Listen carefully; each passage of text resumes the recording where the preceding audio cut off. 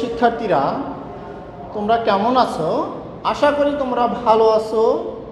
ঐতিহ্যবাহী প্রতিষ্ঠান শামসুল হক খান school and কলেজের অনলাইন ভিত্তিক কার্যক্রম আমার ঘরে আমার স্কুলে তোমাদের স্বাগতম। এবং আমি তোমাদের সাথে আছি লিটন বিশ্বাস, সহকারী শিক্ষক, গণিত দিবা শাখা। প্রিয় ষষ্ঠ শ্রেণীর শিক্ষার্থীরা, ইতিমধ্যে তোমরা অর্ধবার্ষিক পরীক্ষার সিলেবাস এবং পরীক্ষার রুটিন পেয়েছো।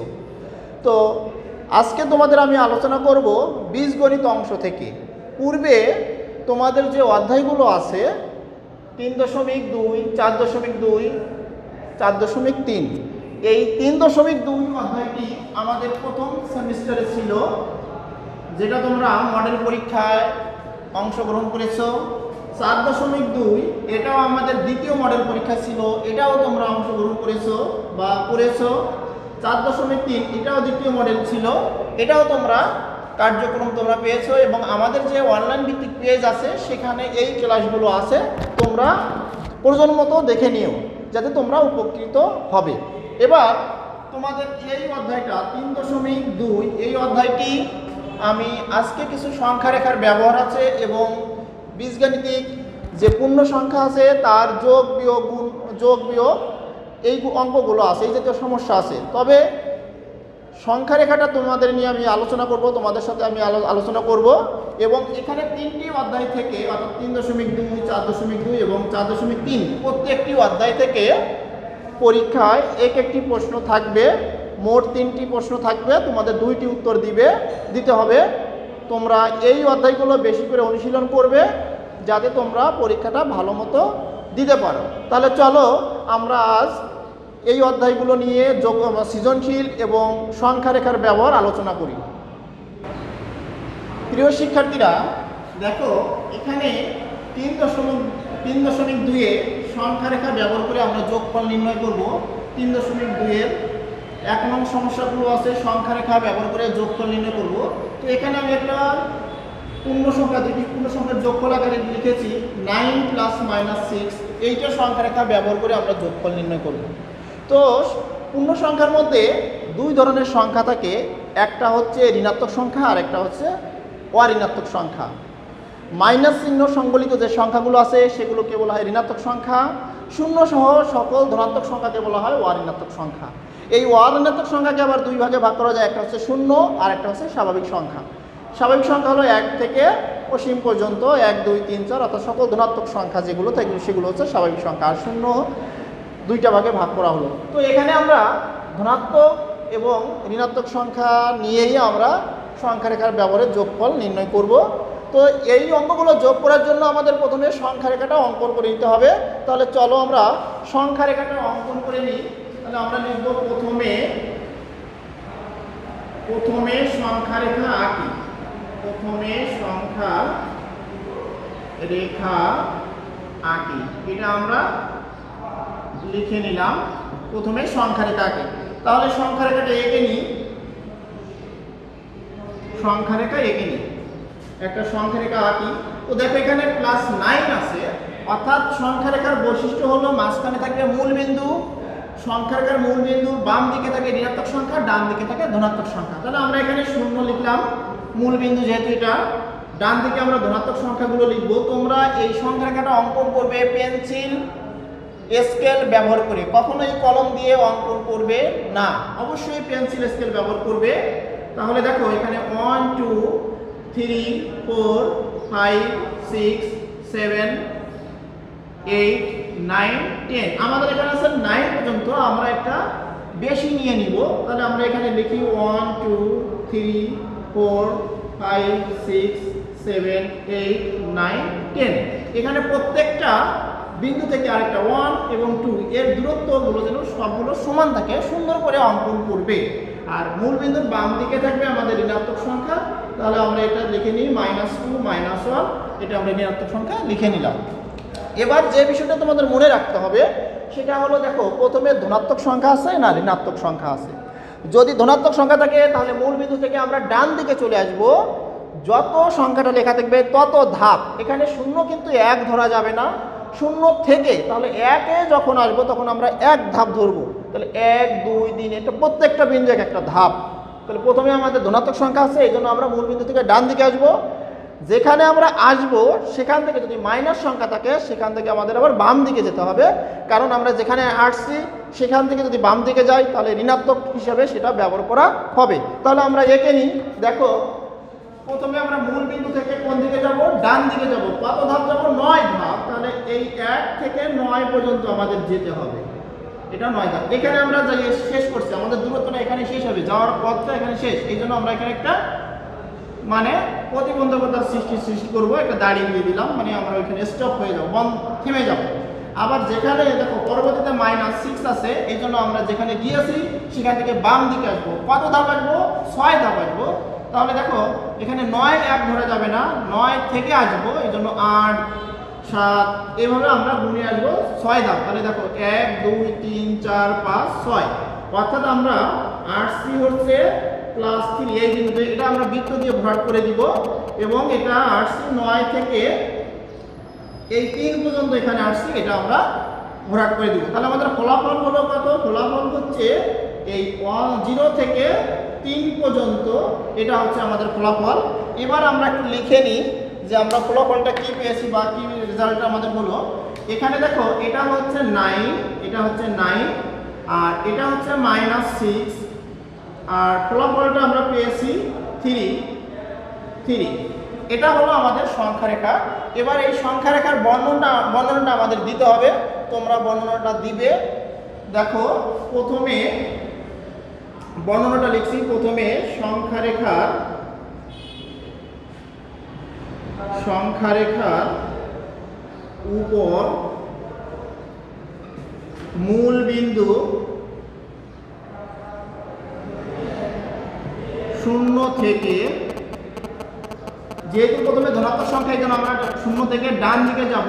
ডান দিকে মূল বিন্দু 0 থেকে ডান দিকে কত ধাপ যাব? 9 ধাপ। 9 ধাপ অতিক্রম করে 9 ধাপ অতিক্রম করে 9 বিন্দুতে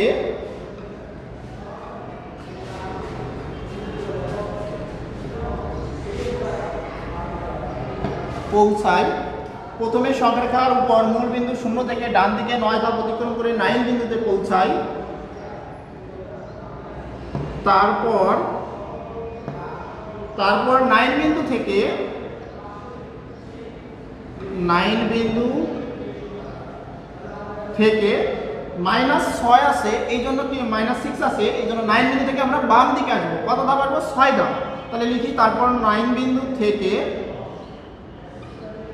বাম দিকে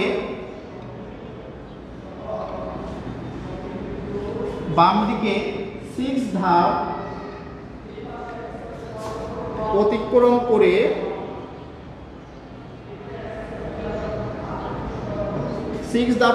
করে 3 বিন্দুতে পৌঁছাই।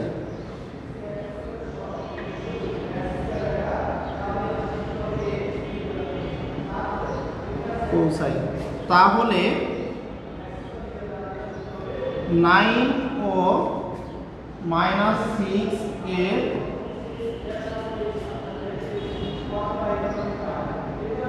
যোগফল হবে 9 + -6। তাহলে এখানে হলো 9 - 6, কারণ ব্র্যাকেটের আগে প্লাস চিহ্ন, এই জন্য ভিতরে চিহ্নের পরিবর্তন হবে না, মাইনাসই বসবে। 9 থেকে 6 বিয়োগ করলে 3 থাকে। এটাই হলো আমাদের যোগফল। প্রিয় শিক্ষার্থীরা, আশা করি তোমরা সংখ্যা রেখার এই সমস্যাটা বুঝতে পেরেছো। তাহলে চলো আমরা পরবর্তী সমস্যাটা দেখে নিই। প্রিয় শিক্ষার্থীরা, এখানে দেখো আরেকটি সমস্যা আমি লিখেছি, -1 + -7, অর্থাৎ দুইটাই ঋণাত্মক সংখ্যা আছে। তো এই ধরনের 4টা প্যাটার্ন যদি আমরা আলোচনা করি, তাহলে দেখো প্লাস মাইনাস, একটা ধনাত্মক আর একটা হচ্ছে ঋণাত্মকের, অর্থাৎ প্রথমে ধনাত্মক তারপরে ঋণাত্মক, আবার ঋণাত্মক ধনাত্মক, দুইটাই ঋণাত্মক আবার দুইটাই ধনাত্মক। এই ধরনের 4টা প্যাটার্ন যদি আমরা করি তাহলে সংখ্যা রেখা, আমরা যে কোনো সংখ্যা রেখা আসলে আমরা পাবো। তো আমি প্রথমে তোমাদের ধনাত্মক এবং পরে ঋণাত্মক দেখিয়ে দিয়েছি, এবার দুইটাই ঋণাত্মক দেখিয়ে দিয়েছি এবং ধনাত্মক ঋণাত্মক, এটা নিয়ে আমি একটু আলোচনা করে দিব। আশা করি তোমরা এটা পরবর্তীতে করতে পারবে। তাহলে চলো আমরা এই সমস্যার সমাধান করি।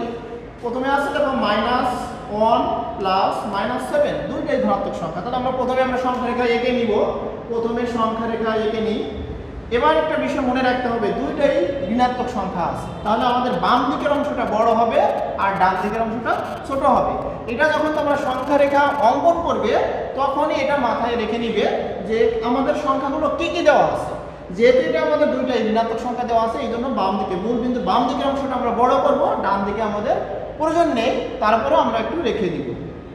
তাহলে দেখো আমি এদিকে তোমাদের দেখাচ্ছি মূল বিন্দু এটা, ডান দিকে আমরা দুইটা ঘর দেখালাম তীর চিহ্ন, আর সংখ্যা রেখা হচ্ছে চলমান, অবশ্যই এখানে তীর চিহ্ন দিতে হবে। সংখ্যা রেখা হচ্ছে একটা চলমান রেখা, এই সংখ্যা রেখার কিন্তু শেষ নেই, এই জন্য আমাদের এখানে তীর চিহ্ন অবশ্যই দিতে হবে। আর বাম দিকেও আমরা তীর চিহ্ন দিব। এখন আমাদের আসতে হবে দেখো 1 আর 7 এই ঘর, আমরা 9 পর্যন্ত দেখাবো। তাহলে এখানে দেখাই 1 2 3 4 5 6 7 8 9, আমরা একটা ঘর বেশি দেখালাম। তাহলে এখানে লিখি আমি -1 -2 -3 -4 -7 -6 -7 -8 -9 -10। তাহলে দেখো এটা আমরা সংখ্যা রেখা অঙ্কন করেছি। এবার আমরা কি করব, আমাদের মূল বিন্দু থেকে বাম দিকে আসতে হবে। কেন? প্রথমে মাইনাস সংখ্যা দেওয়া আছে এই জন্য। এবার আমরা কি করি, মূল বিন্দু থেকে বাম দিকে আমরা চলে আসি, এক ধাপ আসবো।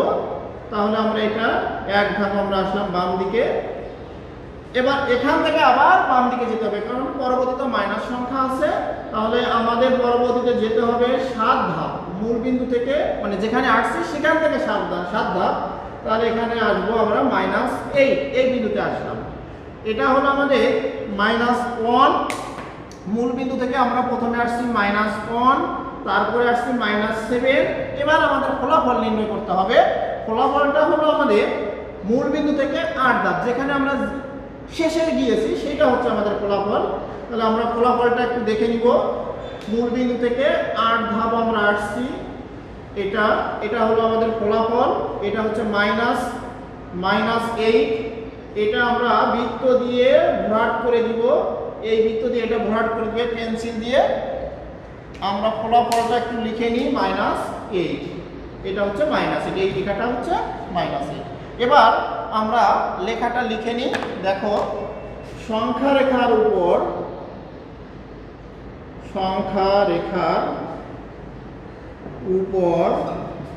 মূল বিন্দু 0 থেকে আমরা প্রথমে আসছি বাম দিকে, এই জন্য মূল বিন্দু 0 থেকে বাম দিকে কত ধাপ অগ্রসর হয়েছি? এক ধাপ, এই জন্য আমরা লিখবো এক ধাপ।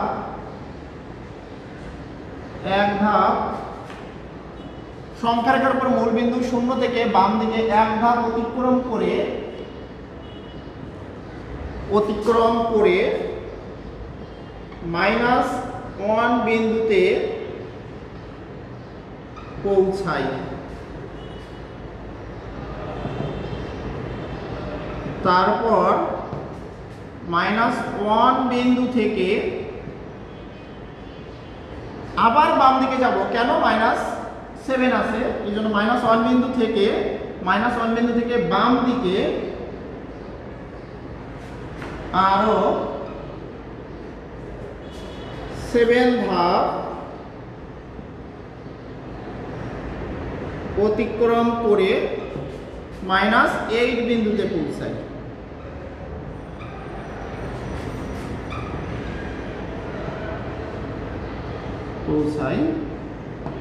তাহলে -1 ও -7 এর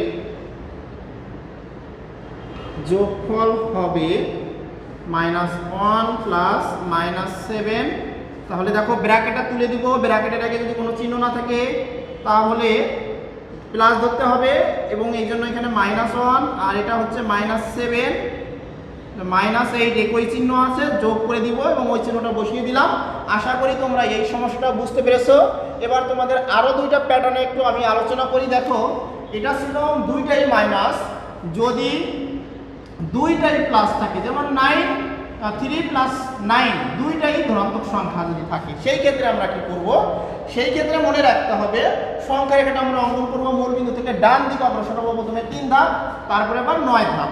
এই লেখাটা প্রত্যেকটা সমস্যা সমাধান করার জন্য একই লেখা, তোমরা একটু চেঞ্জ করে নিতে হয় যে অংশটা, আমরা সেটা একটু দেখে নিই। এখানে দেখো বাম দিকে এই অংশটা চেঞ্জ করতে হয়, এখানেও কত ধাপ দিয়েছি এটা আমাদের একটু চেঞ্জ করতে হয়, এই অংশটাও একটু চেঞ্জ করতে হয়।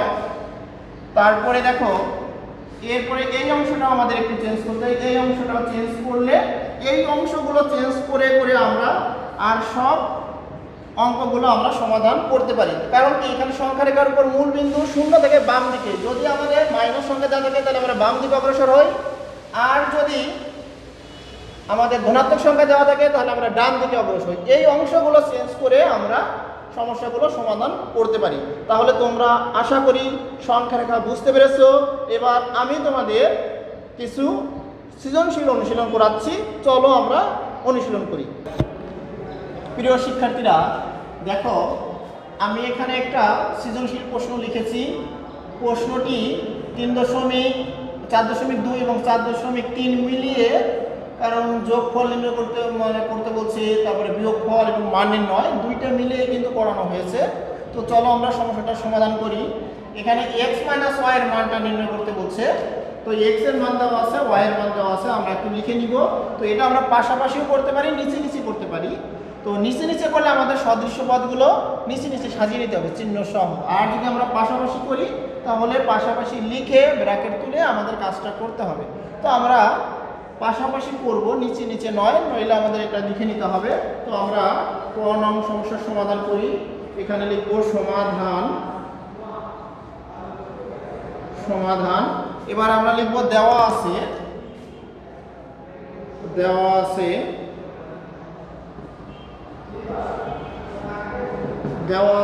x সমান, লিখে নিলাম x সমান 5a plus 7b plus 9c, এবং y সমান দেওয়া আছে b minus thrice a minus 4c।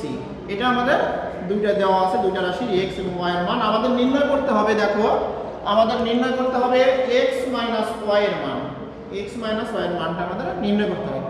তো আমরা সুতরাং লিখে নিই যে x মাইনাস y, সুতরাং x minus y equal to, এখানে আমরা x এর মানটা বসিয়ে দিব, 5a plus 7b plus 9c। এবার এই মাইনাস চিহ্নটা আছে এখানে আমরা বসিয়ে দিলাম। y এর মানটা যখন বসাবো, যেহেতু এখানে মাইনাস চিহ্ন আছে, যখন আমরা y এর মানটা বসাবো অবশ্যই আমাদের এখানে একটা ব্র্যাকেট দিতে হবে। যদি আমরা ব্র্যাকেটটা না দিই তাহলে কিন্তু আমাদের ভুল হয়ে যাবে। প্রিয় শিক্ষার্থীরা তোমরা অবশ্যই এখানে ব্র্যাকেটটা দিবে। তাহলে আমি মানটা এবার বসিয়ে দিই, b minus thrice a minus 4c। এবার মনে রাখতে হবে আমরা আমাদের ব্র্যাকেটটা তুলে দিতে হবে, ব্র্যাকেট উঠাই দিব, সহজ কথা। তো ব্র্যাকেট যখন তুলে দিব তখন মনে রাখতে হবে ব্র্যাকেটের আগে যদি কোনো চিহ্ন না থাকে তাহলে প্লাস ধরতে হবে, আর ব্র্যাকেটের আগেও যদি চিহ্ন থাকে, যদি প্লাস চিহ্ন থাকে তাহলে সেটা প্লাসেরই ধরতে হবে। যখন আমরা ব্র্যাকেটের আগে কোনো চিহ্ন পাবো না, প্লাস হবে, ব্র্যাকেটটা তুলে দিলে ব্র্যাকেটের মধ্যে যে পদগুলো আছে প্রত্যেকটা পদের চিহ্নের পরিবর্তন হবে না। কিন্তু যখন একটা ব্র্যাকেটের আগে মাইনাস চিহ্ন থাকবে, যখন এই ব্র্যাকেটটা তুলে দিব অবশ্যই চিহ্নের পরিবর্তন হবে। ভিতরে কয়টা পদ আছে, 1 2 3, এখানে আছে প্লাস হয়ে যাবে মাইনাস, এটা আছে মাইনাস হয়ে যাবে প্লাস, এটাও মাইনাস প্লাস হয়ে যাবে, অর্থাৎ যে চিহ্ন থাকবে তার বিপরীত চিহ্নটা আমরা বসিয়ে দিব। তাহলে আমরা ব্র্যাকেটটা তুলে দিই, 5a plus 7b plus 9c, এটা আমরা লিখলাম। এবার minus b plus thrice a, চিহ্নের পরিবর্তন হলো, এখানে প্লাস মাইনাস 4c আছে, হয়ে যাবে প্লাস 4c। এবার আমরা অঙ্ক করার সুবিধার জন্য আমরা কি করব, সদৃশ্য পদগুলো একই জায়গায় নিয়ে আসবো, পাশাপাশি নিয়ে আসবো। এখানে 5a হচ্ছে সদৃশ্য পদের সাথে থ্রাইস a, এটা মিলবে, পাশাপাশি লিখে নিলাম, প্লাস 7b এর সাথে মিলবে মাইনাস b, আর 9c এর সাথে মিলবে 4c। এটা আমরা পাশাপাশি আমাদের সুবিধার জন্য, যোগের সুবিধার জন্য আমরা এই কাজটা করে নিলাম। এবার 5 আর 3 যোগ করলে, অর্থাৎ যখন আমরা সদৃশ্য পদগুলোর যোগ বিয়োগ করি তখন আমাদের মনে রাখতে হবে সহগে সহগে আমাদের যোগ বিয়োগ করতে হয়। এখানে সহগ 5 আর এখানে সহগ 3, যোগ করলে হবে 8, এ প্রতীকটা বসে যাবে এখানে প্লাস 7b থেকে b বিয়োগ করলে থাকবে 6b, এখানে সহগ 1 -1 আর এটা 7 থেকে -1 বিয়োগ করলে 6 থাকে, b বসে যাবে প্লাস প্লাস এখানে দেখো 9 আর 4 যোগ করলে হচ্ছে 13c।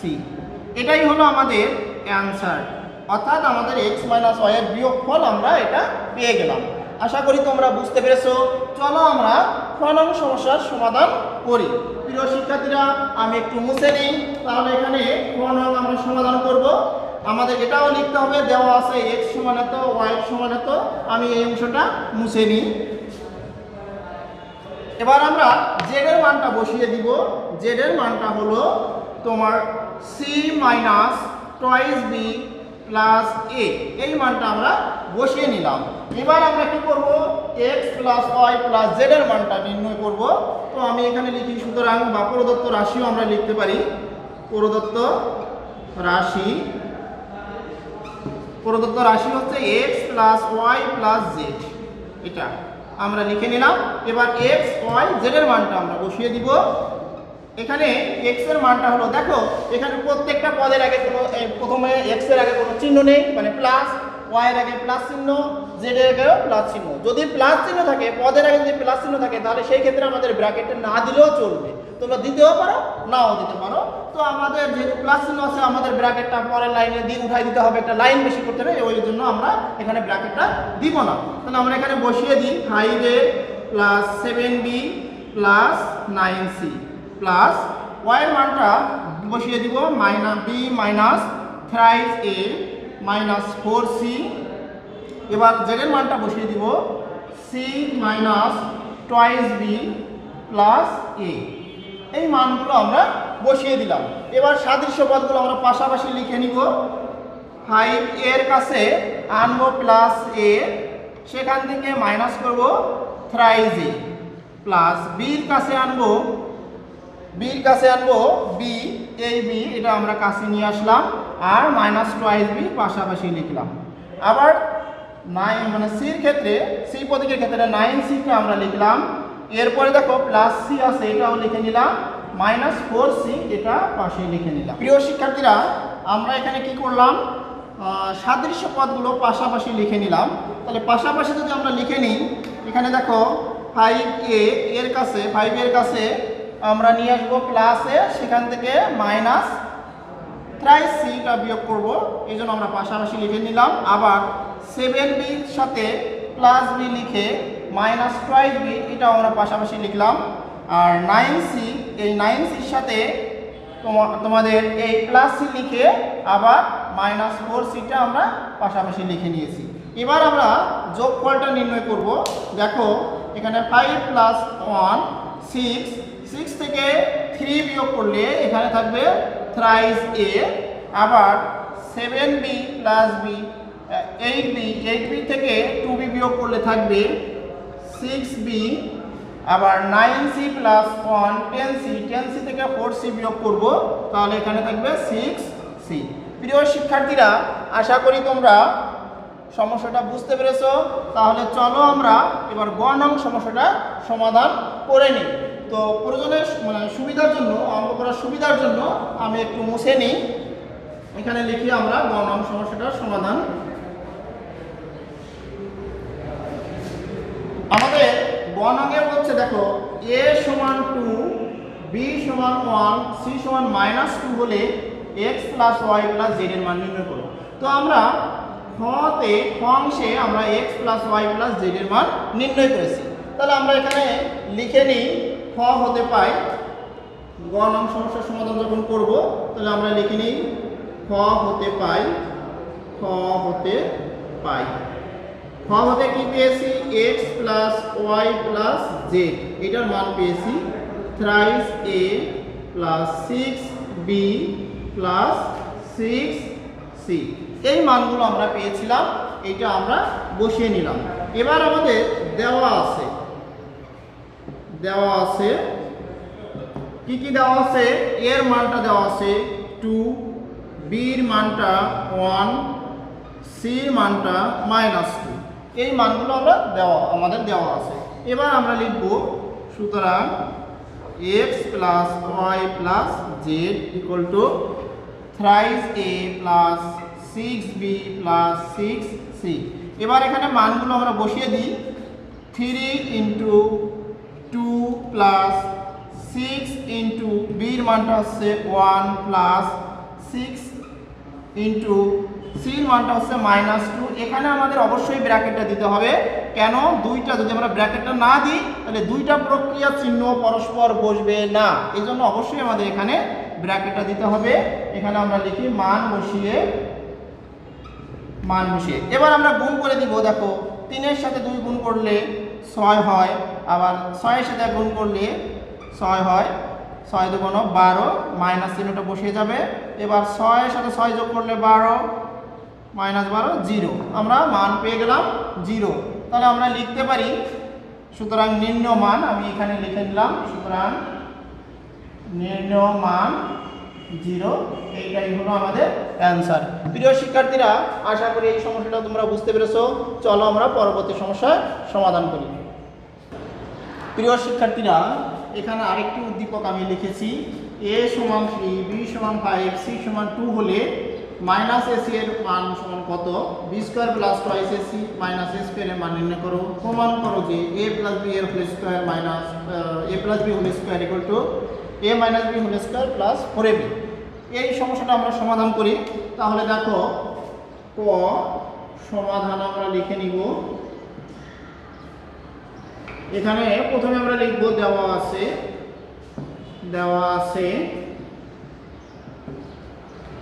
a সমান 3, b সমান 5 এবং c সমান 2।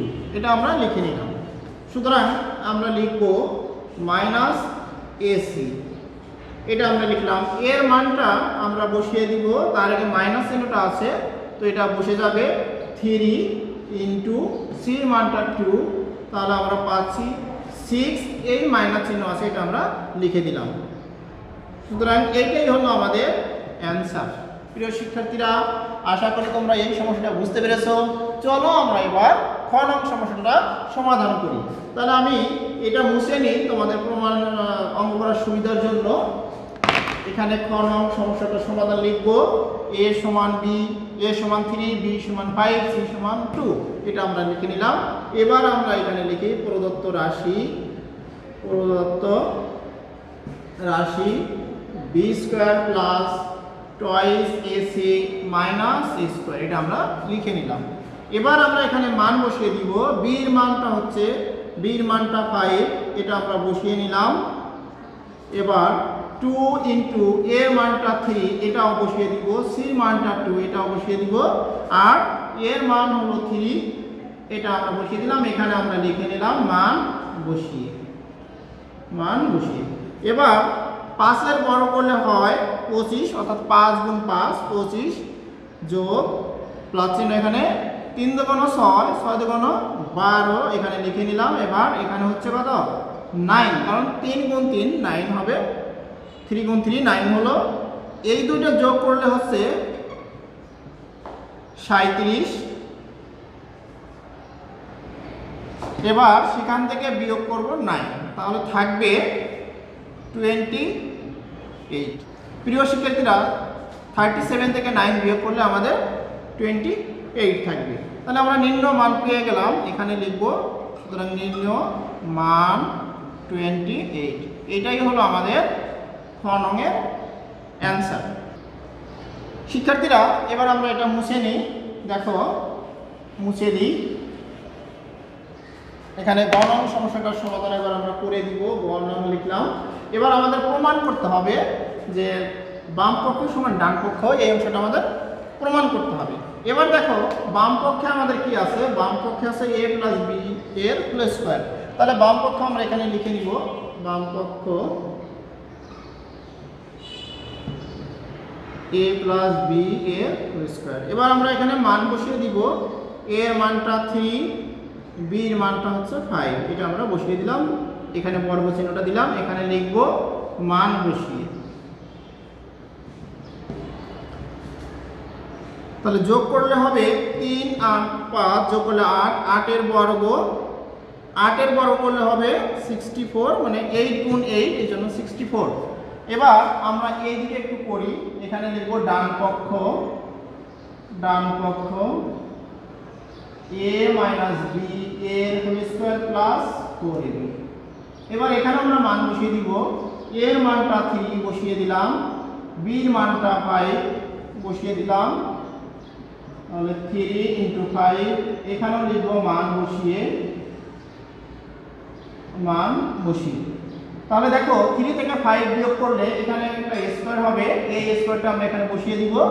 3 থেকে 5 বিয়োগ করলে -2, তার পাওয়ার হবে 2 প্লাস এখানে 12 আর হচ্ছে 3 4 12, 5 12 60, অর্থাৎ 60, এটা আমরা লিখলাম। এবার এখানে মনে রাখবে কোনো ঋণাত্মক সংখ্যার পাওয়ার যদি জোড় হয় সেটা সবসময় ধনাত্মক হয়ে যাবে, আর কোনো ঋণাত্মক সংখ্যার পাওয়ার যদি বিজোড় হয় সেটা সবসময় ঋণাত্মক হবে। তো -2 এটা একটা ঋণাত্মক সংখ্যা, তার পাওয়ার 2 সেটা জোড় সংখ্যা, এই জন্য -2 গুণ -2 হয়ে গেল +4, আর যোগ হবে 60, তাহলে 64। তাহলে দেখো আমাদের বাম পক্ষ এবং ডান পক্ষ সমান হয়েছে, তাহলে আমরা লিখব সুতরাং বাম পক্ষ সমান ডান পক্ষ। আমাদের প্রমাণ করতে বলছে, এই জন্য আমরা এখানে লিখব প্রমাণিত। প্রিয় শিক্ষার্থীরা, আশা করি তোমরা এই সমস্যাটা বুঝতে পেরেছো। 4.3-এর অঙ্কগুলো এখানে কতগুলো সৃজনশীল আছে এগুলো তোমরা করবে, কারণ ওইগুলি সৃজনশীল আকারে দেওয়া আছে। 4.3-এর এখানে দেখবে 41, 42 দুইটি সৃজনশীল এবং তার আগেও দুইটি সৃজনশীল দেওয়া আছে। এই সৃজনশীলগুলো তোমরা বেশি বেশি অনুশীলন করবে এবং পূর্ববর্তী যে ক্লাসগুলো হয়েছিল সেখানে অঙ্কগুলো করে দেওয়া আছে। তোমরা আমাদের যে অনলাইন পেজ আছে সেখান থেকে দেখে নিবে, বারবার দেখলে তোমরা ভালো করতে পারবে। আশা করি তোমরা সুন্দর মতো সাবলীলভাবে পরীক্ষা দিবে, ভালো নম্বর পাবে, এই আশা ব্যক্ত করে সবাইকে ধন্যবাদ জানিয়ে শেষ করছি। সবাই ভালো থেকো, সুস্থ থেকো, ধন্যবাদ।